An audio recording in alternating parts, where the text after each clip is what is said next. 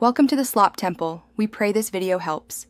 You begin by confirming the concrete prerequisites, required level, enough in-game currency, and any special key items. Once confirmed, open the housing menu and choose Change House. This immediately begins the move workflow.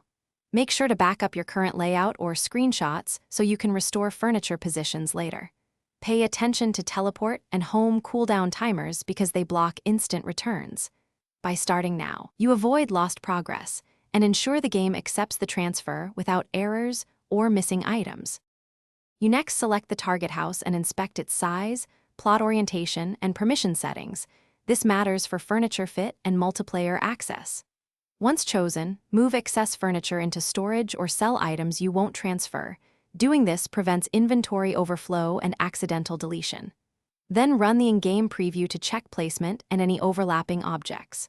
When everything looks right, confirm the displayed cost and accept the transaction. The game will process the transfer and update ownership immediately, so proceed deliberately to avoid mistakes. You finish by placing the remaining furniture, reassigning permissions, and testing the home teleport to ensure everything functions. Once done, restore your saved layout where needed and tweak decorations to fit the new space. Make sure neighbors or friends can access if intended. If you encounter an error, like missing items or transfer failure, clear the game cache and relog first, then repeat the transfer steps. If problems persist, gather screenshots and exact error messages and contact support so they can resolve rollback or item recovery quickly.